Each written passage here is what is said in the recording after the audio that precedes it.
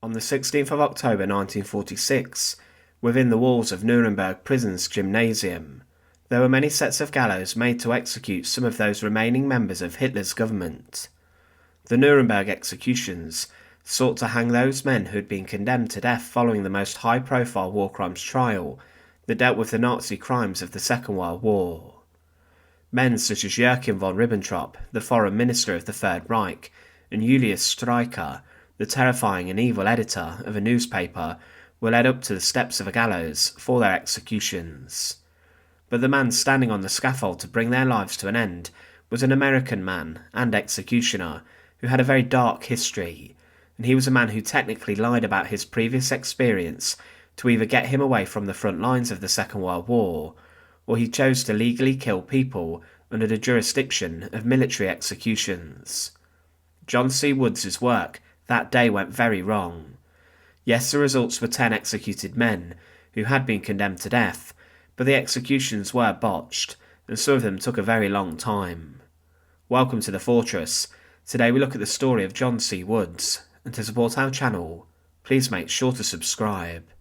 John C. Woods was born in Wichita in Kansas on the 5th of June 1911, and he attended high school, but dropped out after a couple of years, and this would be the beginning of him hiding away from authority.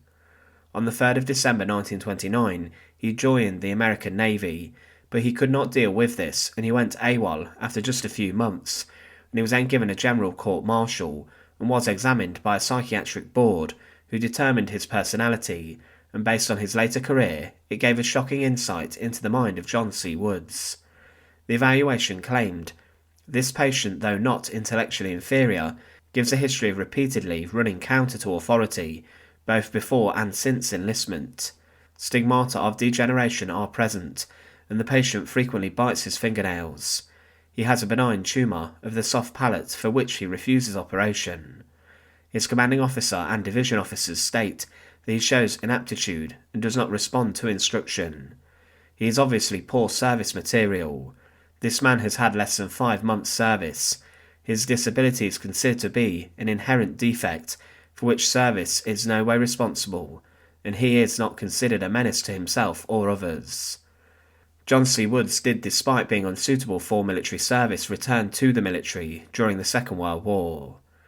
He had enlisted in the army in August 1943 and was part of Company B of the 37th Engineer Combat Battalion, the 5th Engineer Special Brigade. It's considered that he did see action on D-Day and that he landed on Omaha Beach, but it was claimed that he did not get wounded on Omaha, but saw a bunch of guys get killed. I'm sure he thought, "I do not want to go through that again." He volunteered to get out of the combat engineers. At this time in the American Army, the forces were looking for someone within the army to be able to perform executions, as previously those who were condemned were executed in an English prison by Thomas Pierpont and his nephew Albert, a man who would later execute many Nazis at the end of the war. John Woods applied to be an executioner, and he claimed that he had experience doing this sort of work back home in the States. This was actually not the case, and this was based on lies, and he told the army he had worked as an assistant hangman twice in Texas and also in Oklahoma.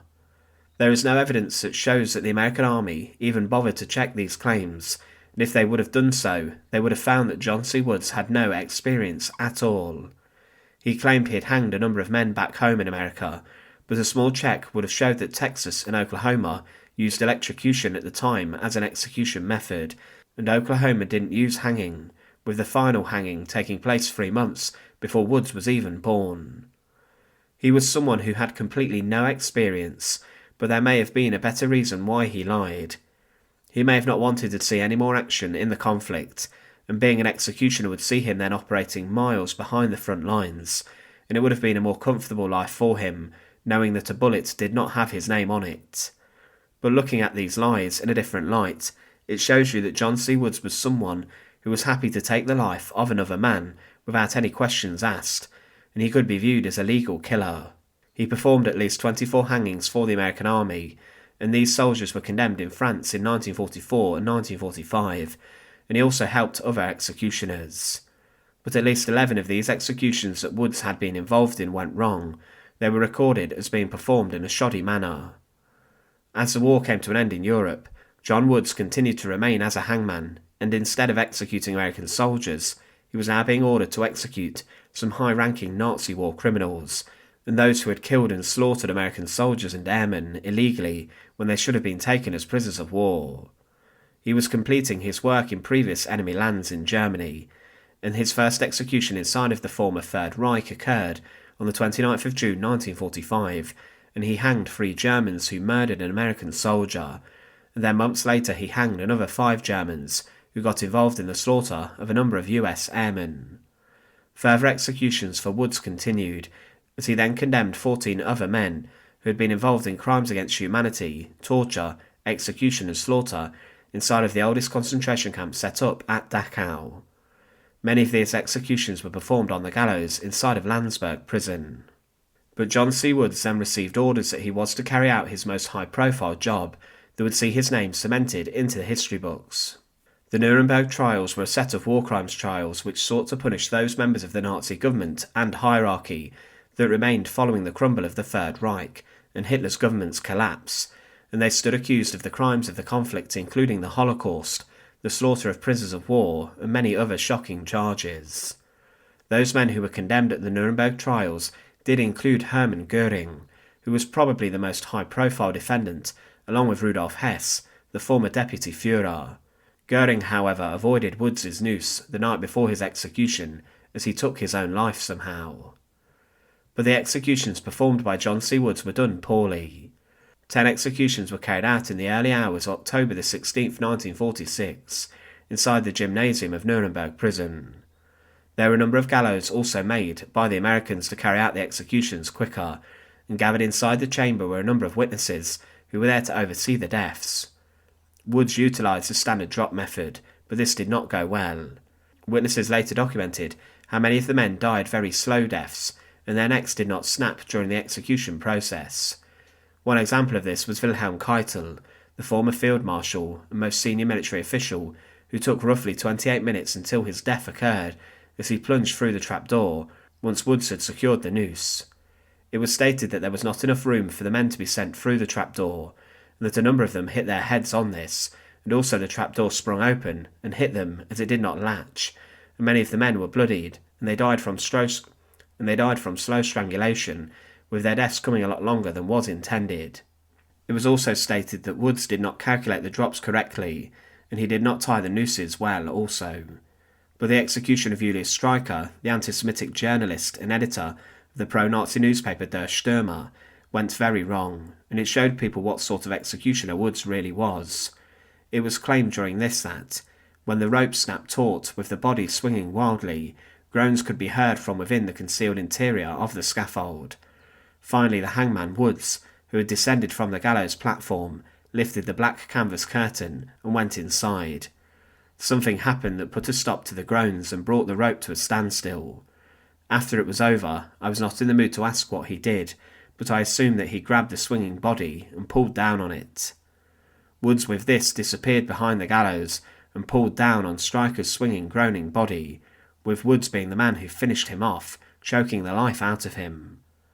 It took 2 hours for these men of the Nuremberg trials to be executed, and John C. Woods, when interviewed, stated, 10 men in 103 minutes, that's fast work, and he commended himself for it. After the executions, he drew a significant amount of criticism, but responded to interviews with, I hanged those 10 Nazis and I am proud of it. I wasn't nervous. A fellow can't afford to have nerves in this business, and I want to put a good word in for those GIs who helped me. They did swell. I'm trying to get them a promotion. The way I look at the hanging job is that someone has to do it. I got into it by accident years ago in the States. At the end of the war, Woods stayed inside of the army, and he continued to work as an engineer.